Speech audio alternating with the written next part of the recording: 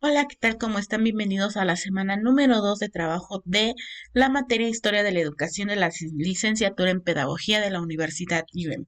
En esta semana vamos a hablar de la época llamada Edad Media. Después de la Edad Antigua, nosotros tenemos la Edad Media o Medievo, que prácticamente eh, comienza con la caída del Imperio Romano de Occidente y finaliza con la caída del Imperio Bizantino en 1453 o cuando se descubre América en 1492 aproximadamente. Entonces, dentro de esta época, la Edad Media fue un periodo que se ubica entre la Edad Antigua y la Edad Moderna. También comienza tras la caída del Imperio Romano, como les comentaba, y termina con la toma de Constantinopla. Se caracterizó por el predominio cultural e ideológico de la Iglesia Católica. em, por lo que vamos a hablar de la educación cristiana, por el sistema feudal y por las relaciones de vasallaje. Esta parte de la organización social que se va dando y cómo va influyendo en la evaluación y tipo de evaluación que se da. La sociedad medieval era rural y estaba conformada por la nobleza, el clero y los campesinos, aunque también de origen a la burguesía urbana. Mm, la educación cristiana, pues las primeras escuelas que se conformaron o que existieron como tal fueron para preparar a la parte humana o al ser humano a través de tres vías: la comprensión, la virtud y la gracia divina. Aquí es donde entra el papel de la educación cristiana, cuando se habla de Cristo, del bien, el mal, la parte divina. La ciencia y el conocimiento fueron el camino para alcanzar la sabiduría, pero eso es posterior.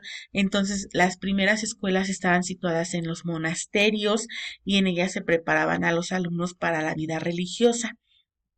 En esta primera etapa de la Edad Media, pues nos damos cuenta de que la religión tenía el control. A través de los monasterios educaban para los futuros monjes y también preparaban a los futuros sacerdotes con el fin de pues que se reprodujera o se fuera acrecentando el conocimiento religioso.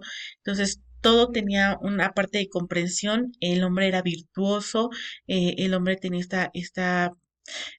después de lo moral viene las virtudes, se habla mucho de esto y también de dar gracias a Dios por lo que es, por la existencia del ser humano, de la tierra, etcétera, y se va dando como este tipo de adoctrinamiento y evangelización.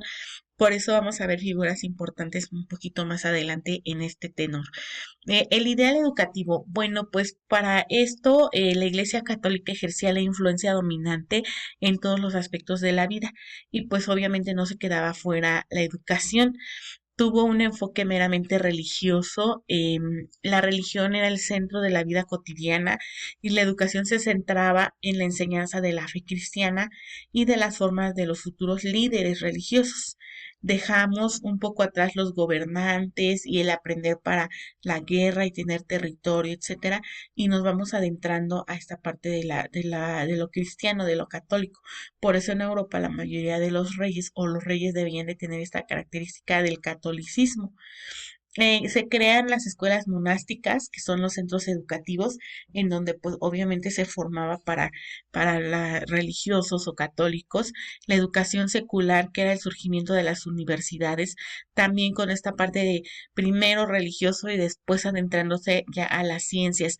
Las universidades medievales, que eran centros de saber, la educación de la nobleza y la aristocracia.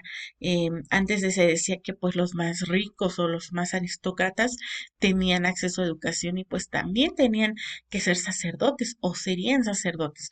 Y la formación de caballeros. Vamos a ver adelante en qué consistían. Mm, Dentro de esta educación en la Edad Media vamos a hablar de tres personajes importantes: San Agustín, San Pablo y Santo Tomás de Aquino. Santos porque pues por la parte religiosa se enfocaron en la evangelización, en profesar la fe, lo teológico, que la teología es el estudio de la ciencia, la creencia en Dios y todo lo divino. Entonces, por eso son santos, porque recordemos que parte de San Pablo era, por ejemplo, evangelizador, tenía esa parte de estar con Cristo, de haber sido o haber seguido a Cristo, y los otros dos pues tenían un enfoque filosófico y teológico. Por ejemplo, San Agustín fue un hombre de fe, defensor de la iglesia, estudioso y difundió la fe cristiana, por eso llegó a ser santo, porque él hablaba mucho de la parte de Cristo, de la fe, la filosofía, entraban también las confesiones, la inmortalidad del alma, elementos pastorales y polémicos. Ellos se encargaban de ir de pueblo en pueblo y también después en monasterios en esta ideología de dar a conocer la vida de Cristo, de que se creyera en él y que formara nuevos seguidores y fuera acrecentando esta religión. San Pablo es un personaje desde los inicios del cristianismo, desde la época apostólica, como les decía, fue uno de los apóstoles, fue el primer teólogo que sintetiza la doctrina cristiana. Difunde esta en Jerusalén y Asia Menor hasta Roma. A través de la evangelización, pues se va dando este conocimiento de Cristo, de su fe, de la religión, y va abarcando, se va este, distribuyendo por todo el mundo. Santo Tomás de Aquino incluye, también es uno de los teóricos dialécticos. El dialéctico es el platicar, el conocer y el reflexionar. Pensaba que la razón y la fe son las fuentes del conocimiento, que son distintas, y también existe esa parte natural y otra sobrenatural, lo que vemos y lo que no vemos, es decir, lo natural, lo que podemos revisar o lo que estamos viendo ahorita, esos fenómenos que sí tienen una explicación ya científica, y él se va orientando más hacia las ciencias, a inicio del estudio de las ciencias, pero también dice hay una parte divina o sobrenatural que lo genera. Entonces existen esas dos partes que él empieza a estudiar y a analizar. Las escuelas clericales se daban en los monasterios, es el elemento característico de la educación medieval, y los monasterios siguen siendo el impulso o el pulso cultural y educativo de la época. Fueron adaptados los primeros pedagogos de la antigüedad a las necesidades formativas, tanto intelectuales, religiosas y espirituales. Entonces, estos estudiosos, pedagogos, educadores que estaban en los monasterios tenían la parte intelectual y todas las ciencias le pertenecían a ellos. Ellos decidían qué enseñar, qué aprender, porque pues obviamente había la parte científica, y estos científicos que comenzaban en la época medieval, antes de la ilustración, pues incluso hasta eran satanizados, ¿no? Eran puestos en disposición para que fueran ejecutados, incluso hasta quemados, encarcelados de por vida, porque empezaban con ideologías de ciencia.